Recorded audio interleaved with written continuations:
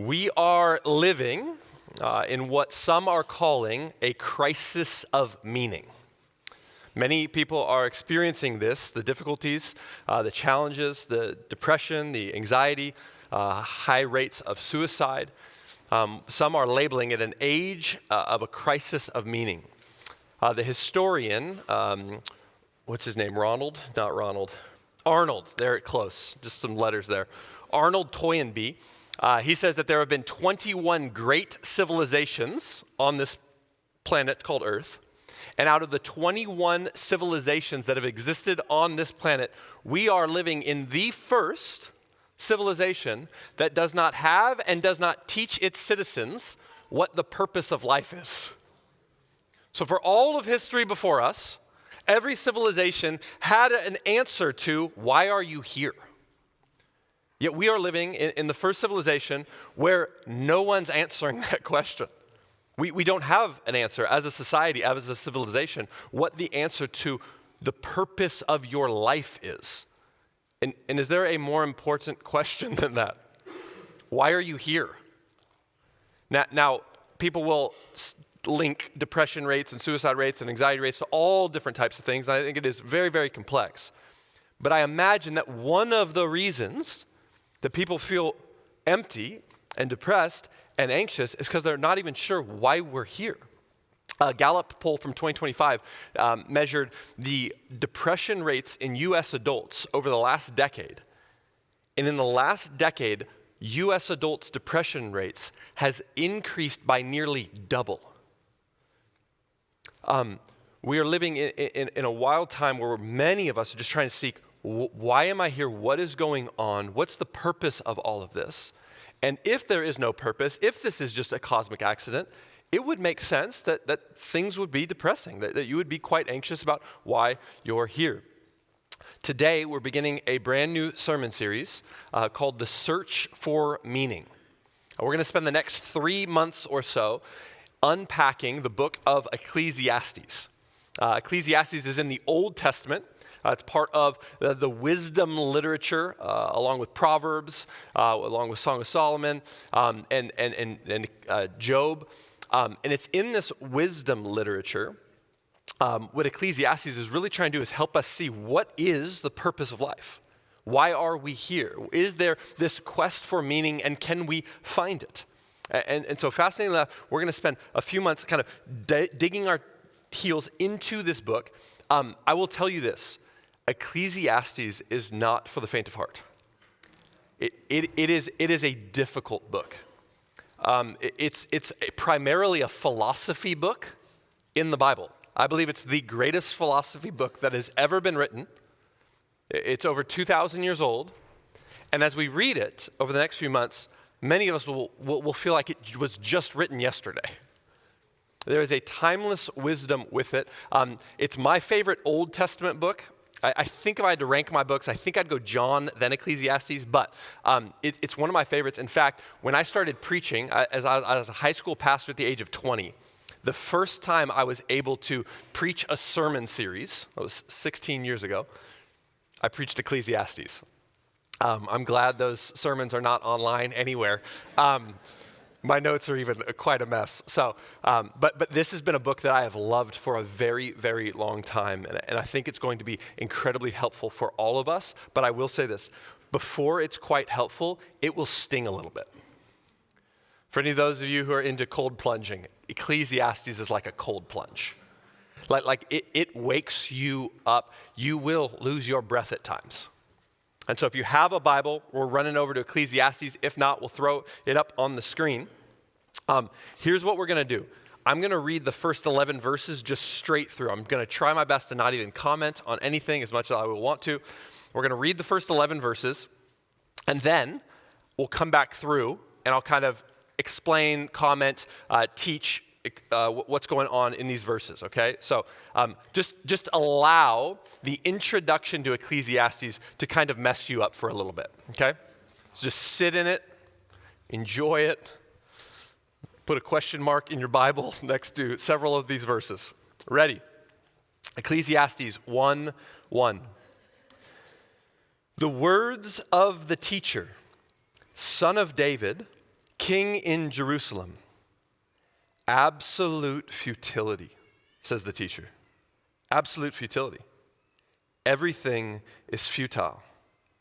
What does a person gain for all his efforts that he labors at under the sun?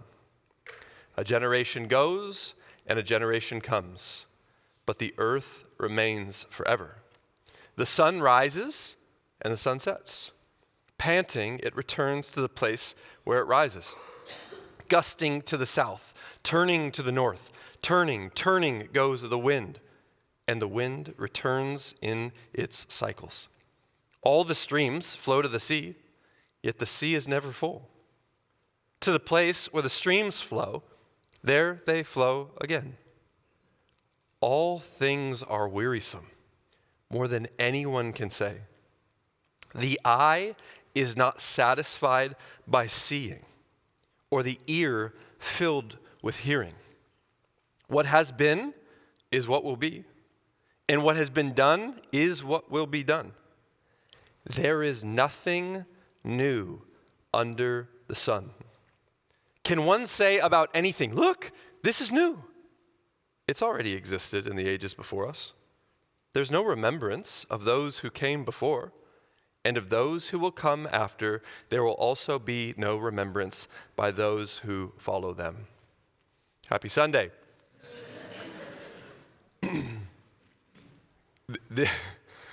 This book, many of us will be like, let's get to something else. In the wisdom literature, you have Proverbs right before Ecclesiastes, and a lot of people love Proverbs. Proverbs is incredible. I just led a Bible study through Proverbs. Proverbs is fun, it's beautiful, it's all of these principles on life. And if you could almost sum up Proverbs as part of wisdom literature, Proverbs says, hey, if you live the right way, you're going to have a great life. And there's a lot of truth to that. It's a principle. It's not a promise, but it's a principle that, hey, if you don't lie, if you don't steal, if you don't cheat, if you honor God, if you do all the right things, you're going to experience abundant life. You turn the next page to Ecclesiastes, and he goes, are you sure about that? He's going to tell us later on, he said, I've seen a lot of righteous people suffer deeply. And you're like, let's get back to Proverbs.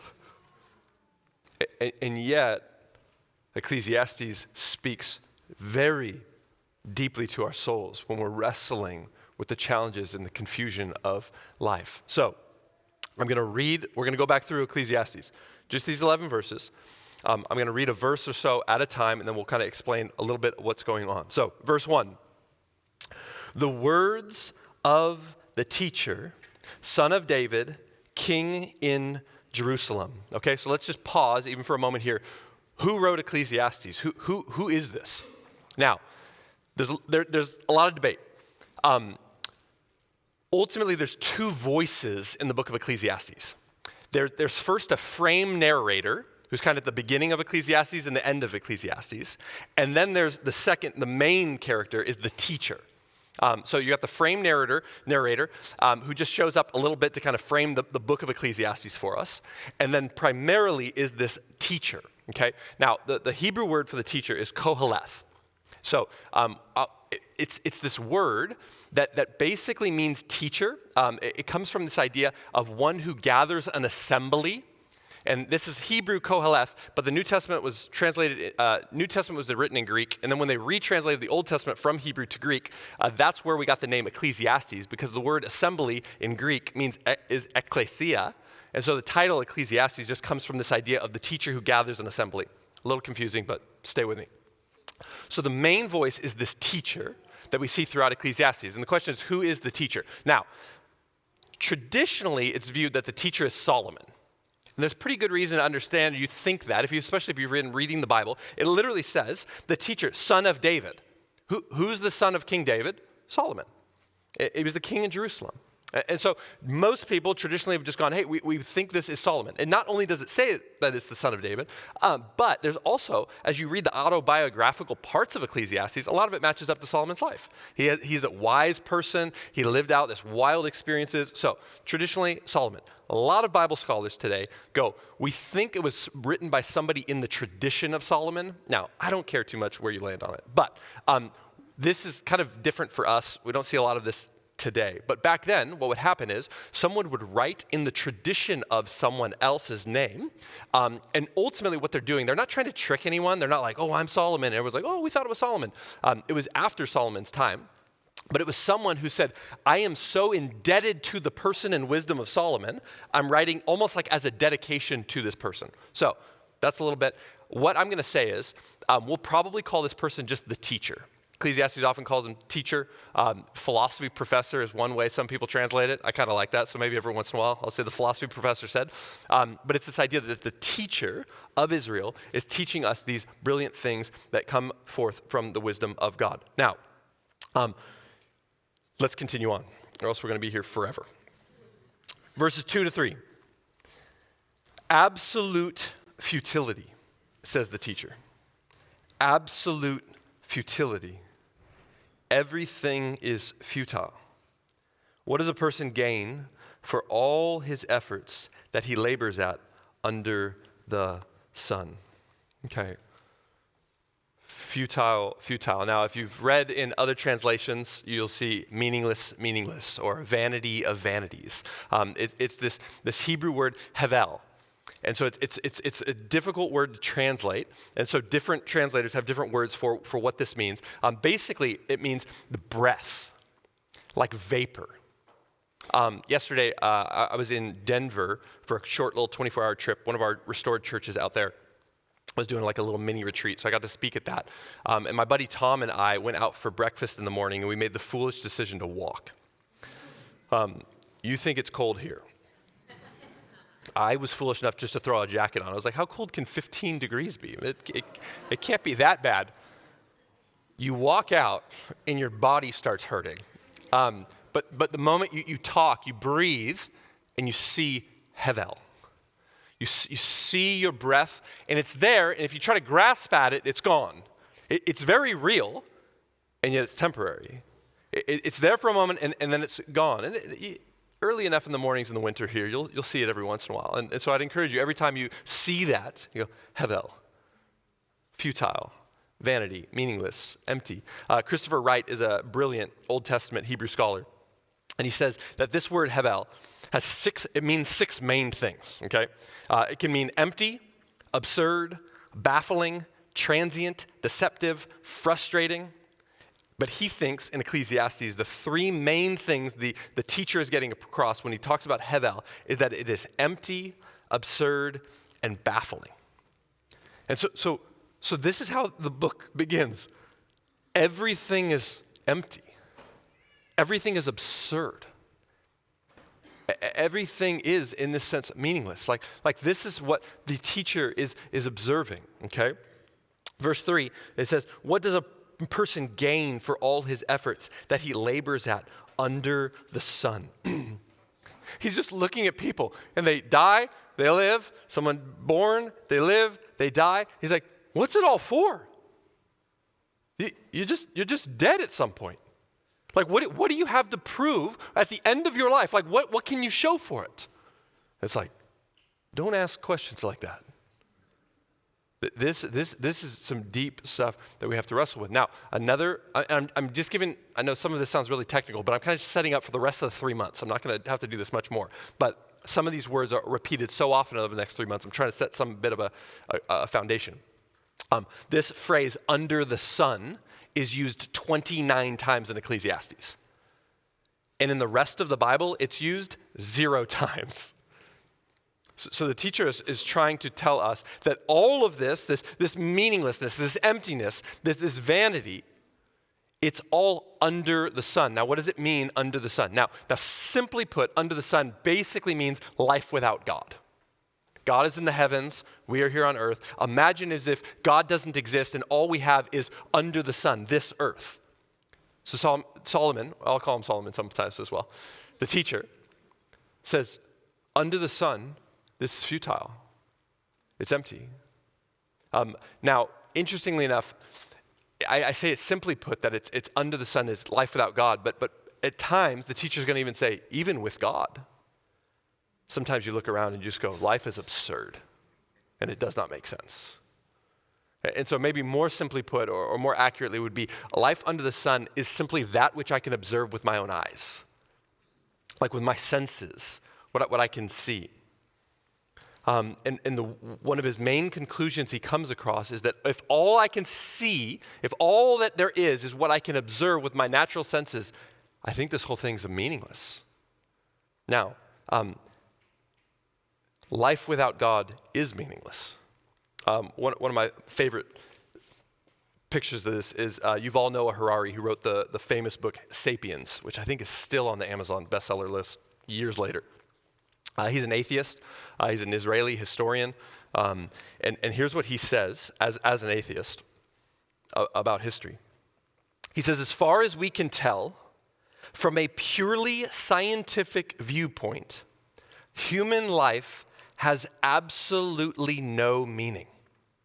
Humans are the outcome of blind evolutionary processes that operate without goal or purpose. Our actions are not part of some divine cosmic plan, and if planet Earth were to blow up tomorrow morning, the universe would probably keep going about its business as usual. As far as we can tell at this point, human subjectivity would not be missed. Hence, any meaning that people ascribe to their lives is just a delusion. And the teacher goes, yeah, under the sun. Harari is absolutely right.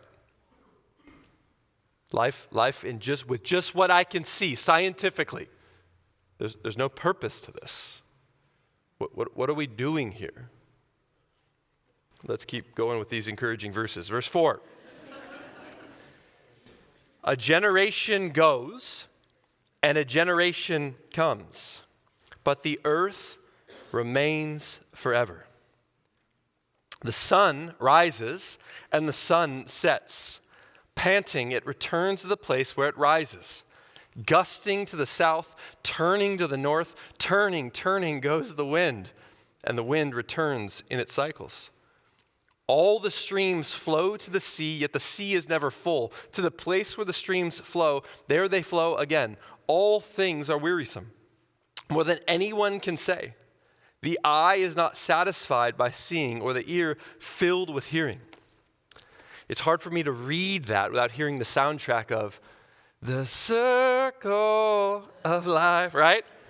I was going to have the team play it in the back, but we'd get sued by YouTube for copyright, so I tried to sing it there for you. That wasn't bad. It might still get, we might get sued still. So this is what Solomon, the teacher, sang over and over and over. You just look outside, like if you just observe, it's like, oh, the sun's rising. Oh, look, the sun's setting. What happens tomorrow? Oh, the sun's rising. Oh, the sun's setting. 10 years later, oh, the sun's rising. The sun's setting. Billion years later, oh, the sun's rising. The sun's setting. The wind, left, right, north, south, there it goes everywhere. The waters, just it goes up into the clouds, comes back down. You know, Niagara Falls pours out 65 billion gallons of water every single day.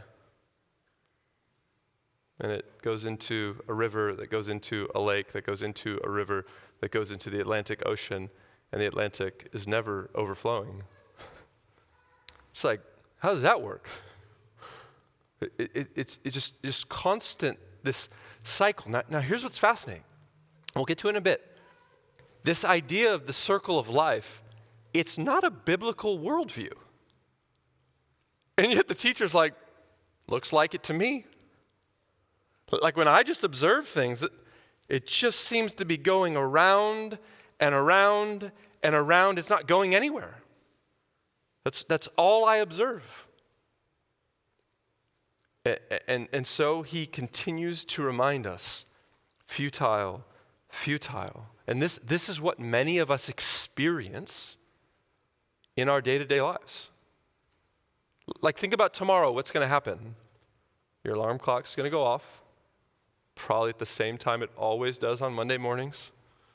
You're going to get dressed, hopefully shower, brush your teeth, eat some food, drive to work, or go to the room where you work, log on, sit in front of a computer, do some hard labor, whatever it is you do, take your lunch break, talk to your coworkers, the same conversations, football, whatever it was from the weekend, clock out, go home, turn Netflix on, eat some dinner, get into bed.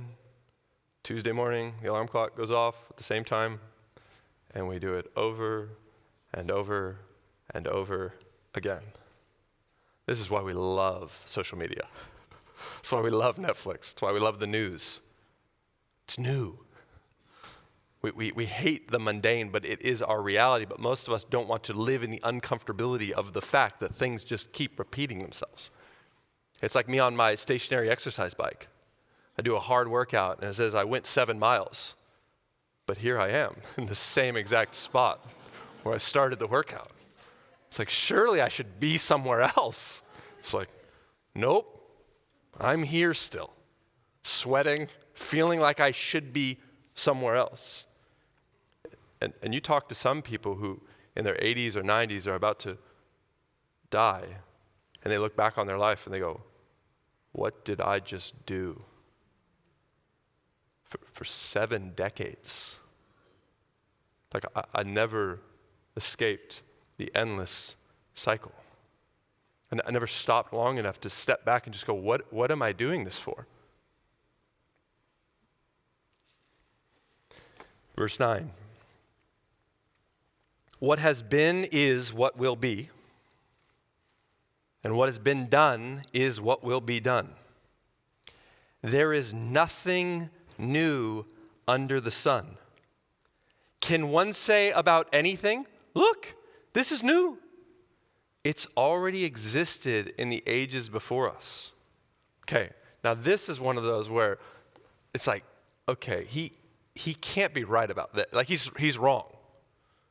There's nothing new under the sun. He wrote this before electricity. He wrote this before cars. He wrote this before cell phones. He wrote this before ChatGPT. Like, poor dude, he thinks there's nothing new under the sun. So, is he wrong? Or is he getting at a deeper principle? He's pretty brilliant, so I'm going to err on the side of I think he's getting at something deeper. So, let's do a quick evaluation. If you would have transported him to today, he walks in this room, imagine, and we go, hey, teacher, we have a couple questions for you. You said there's nothing new. Can we show you something real quick? And we turn the lights off, and then we turn the lights on. You go, did you have that? Is that new? He go, oh, we've had fire for a very long time. Fire and candles have been around forever. They've always just helped us light things up. That's cool. Yeah, well done. That's quicker. It's nice. But it's not new. We've always had the ability to see in the dark if we needed to. You're like, okay, but check out these cars. You've never seen anything like this. We'll even show them a Tesla out there, right? Like this thing can go from here to there quickly. And he'd go, yeah, that's very nice. Traveling, we've been doing that for a really long time. Yeah, this is way quicker. It's more efficient, absolutely. But the idea of getting from point A to point B, yeah, that's not new. We've been doing that. You're like, okay, what about phones? This has to be new. Look at this. Although Google has some great ads saying that the iPhone's not been new for 10 years.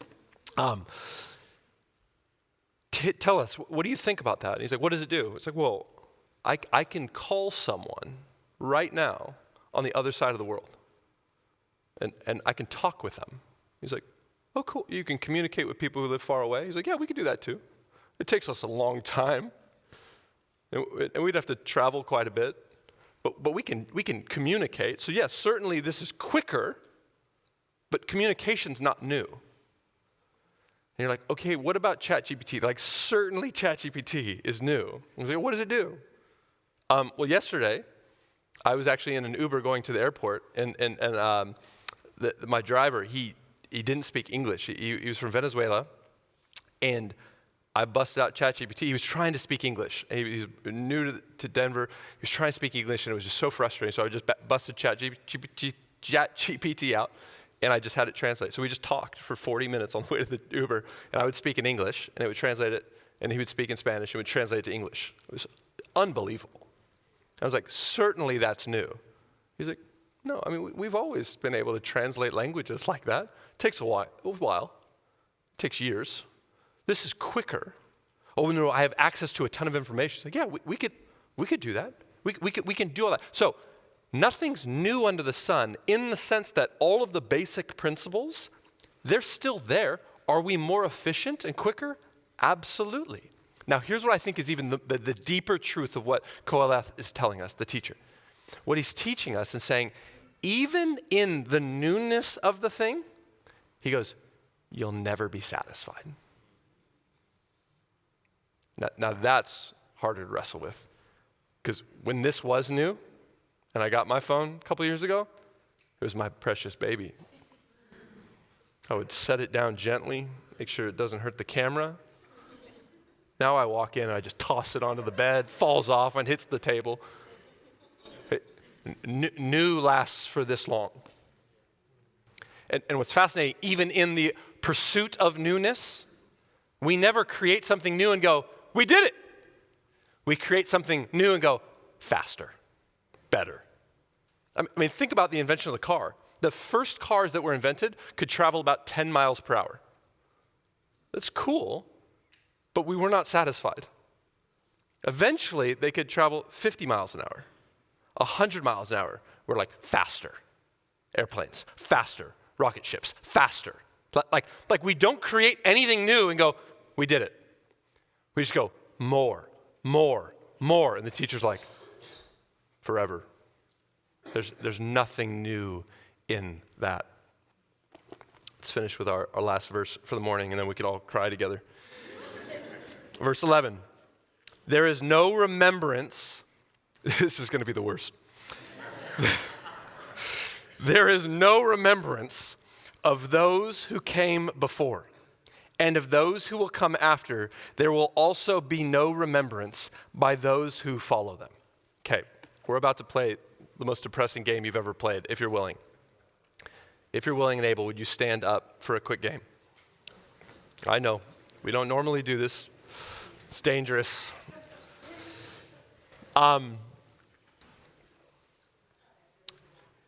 I want you to stay standing. Now, we're all very different, but there are biological facts about all of us. One of those facts is that all of us have 4 biological grandparents. Okay? If you know the first name of all 4 of your biological grandparents, the first name, stay standing. If you don't, please sit down. Okay? All of us have 8 biological great-grandparents. If you know the first name of all 8 of your great-grandparents, please stay standing. We got some family tree peeps. Well done. No, stay standing if you still know all 8. With all 8, stay standing if you can think of one significant contribution that person did to this earth. All 8. Can you think more than their just first name? Like you know enough about those 8 people that you can think of one specific good contribution they brought to this world. Yes or no? Yeah. Okay. Well done to even know their names. Okay, so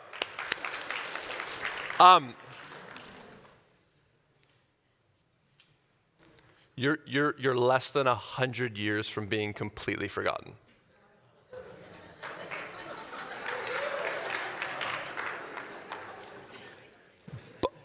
by your family.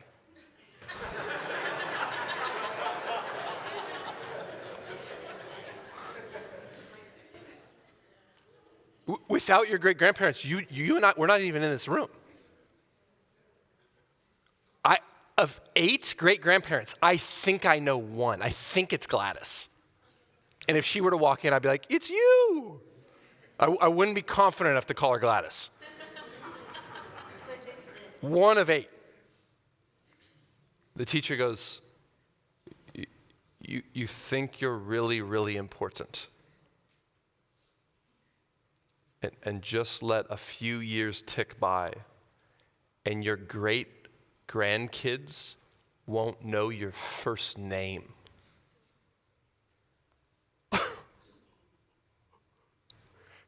Is that not like just a punch to the gut?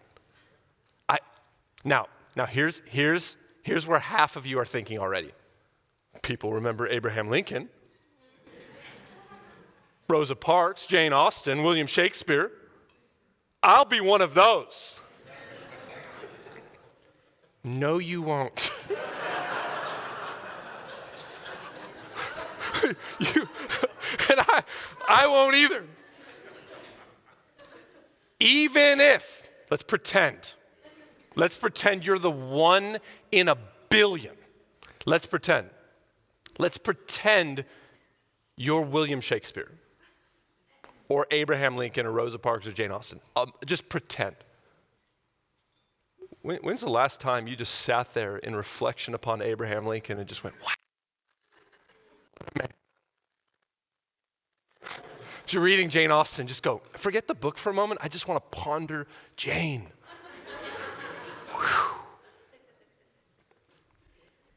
Even if she's dead, who cares? Like even if you're Abraham Lincoln or Alexander the Great, he's bones. And the teacher's just going, so what are you doing?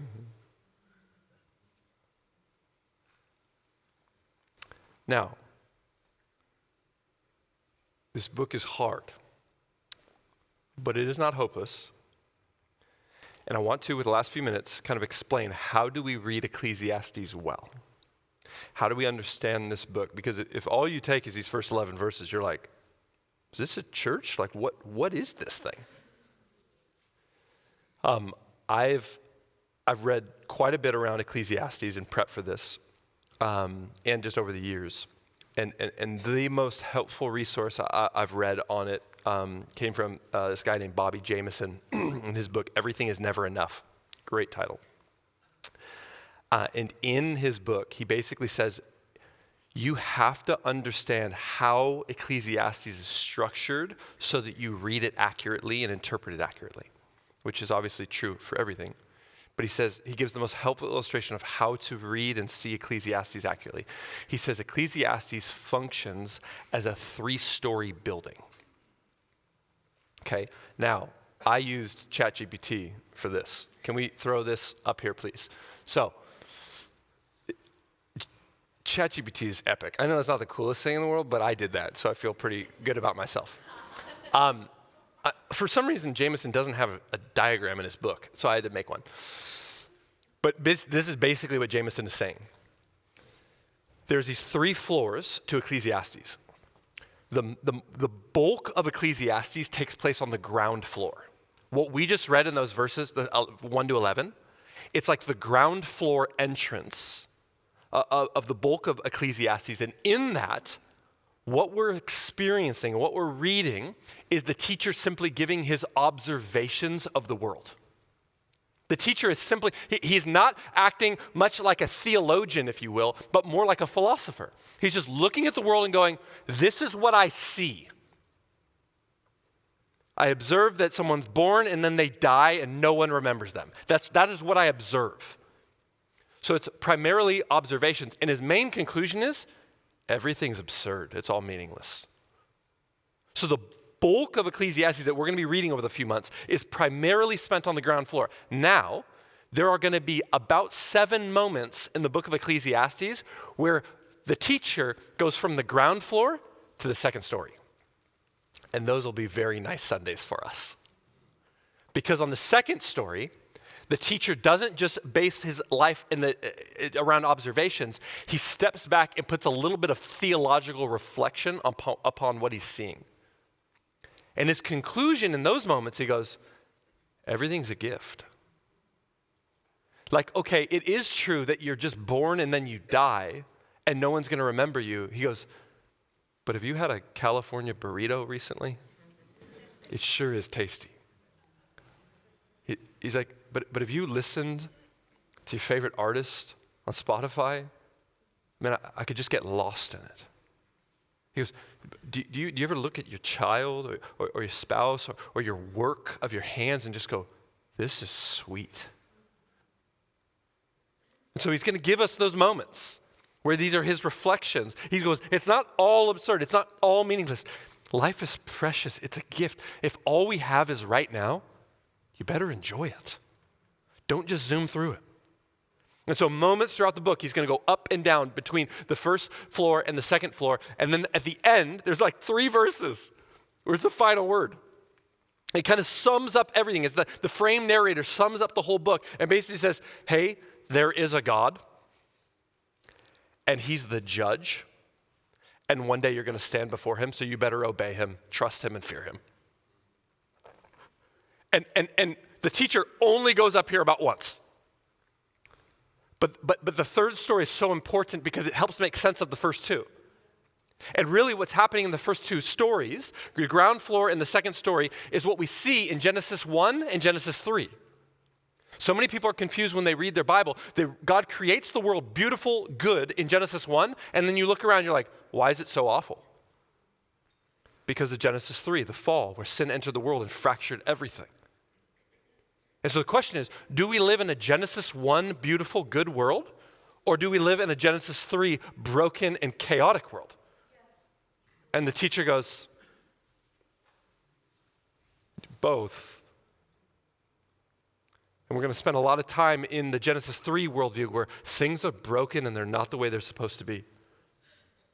But every once in a while he goes to the second story and goes, but it's good. It's beautiful. It's precious. It's sweet. And then every once in a while he goes to the top and he goes, oh, I'm not God. There's actually one who has truer observations, truer conclusions, truer reflections. And so I just need to trust and submit to him because I don't understand life. It is wildly complex. It is incredibly difficult. And it's also precious and sweet. So I will simply sit with my hands open and go, okay, God, help me trust you. I will fear you and I will obey your commands. Now, Ecclesiastes is written in the Old Testament. And the Old Testament isn't the final word. We are Christians. I'm a Christian. Some of you are Christians. We're a Christian church. I would fail you miserably to just leave Ecclesiastes where it's at. Because while the teacher is and was the most brilliant at the time, hundreds of years later, there came another teacher, a wiser teacher, a teacher, a rabbi named Jesus of Nazareth. And Jesus, after he lived and he died and he rose from the dead, as he's walking with his disciples, he tells them that everything written in the law and prophets was about me. So to read Ecclesiastes right, we have to see Jesus Christ through Ecclesiastes. Now, we don't do that immediately, or else we butcher Ecclesiastes. I didn't go, life is futile. No, Christians, it's not. Jesus Christ died and rose from the dead. It's okay. It's okay. We go, life is futile, and we sit in that for a little while. But then we come back to the reality of Jesus Christ. There's multiple questions that the teacher asks, and Jesus answers. The teacher asks, what is there to gain from this life? Jesus in Matthew 16 says, if you follow me, if you're willing to follow me, to take up your cross, your gain will be worth it. Don't seek the world. You will lose your soul. But if you lose it for my sake, you will gain it. The teacher asks, is there anything new under the sun? Jesus, as he's sitting the night before the cross with his disciples in the upper room, he takes the bread and the wine, and he says to his disciples, take this cup. It is the new covenant. Drink it for the forgiveness of sins. You're no longer under the old covenant. You're under the new covenant where Christ Jesus has lived the life you couldn't, died the death you deserved, and raised to give you new life. Paul says if you put your faith in Christ, you actually become a new creation. There is something new, not under the sun, but above the sun. And Jesus Christ in Revelation says, I'm making all things new. So the teacher with his own eyes simply cannot observe these things, but with eyes of faith, Jesus goes, there is lots of newness, and you can become that. Jesus, the teacher in Ecclesiastes says, will anyone remember you? And the answer is no, until Jesus shows up. And the reality is, no one will remember you apart from your name being written in the book of life. And if your name is written in the book of life, if you've trusted in Jesus, you will be remembered forever. Not like an Abraham Lincoln or Rosa Parks or Jane Austen or whatever, known by people, but known by the God who created you, which is infinitely more important. And in heaven, you will be known by brothers and sisters. Your legacy does actually matter. It's not all futile. The teacher in Ecclesiastes says, is there anything new in the sense everything's just going around and around? It's just a circle of life. And Jesus shows up and goes, that was true until I walked out of the grave. You're right. People were born and then they died. Born, died, born, died. Born, died, risen from the grave, coming again. The world is not just going in a cycle. It is straight point to Jesus Christ and the end day where we will stand before him and give an account for the life that he's given us, the precious life he's given us. And what will we do in that moment? So this series is going to be heavy and challenging, causing us to think, which we need to do. So many of us, our brains are fried from social media, from the news, from Netflix, just numbing our brains. And Ecclesiastes goes, wake up, think deeply. And as we do, we'll begin to experience abundant life because the teacher in Ecclesiastes points us to the greatest teacher who is Jesus Christ. So in the coming weeks, the teacher is not going to just simply sit in his room and observe what he sees. He's going to go out on quests to see if he can find purpose and meaning in sex and pleasure, in money, in fame, in religion, in work, all the things. And so I invite you to continually run with us through Ecclesiastes as we see that there is no meaning under the sun, but because there is a king above the sun who's come to rescue us, we can experience abundant life. Let's pray.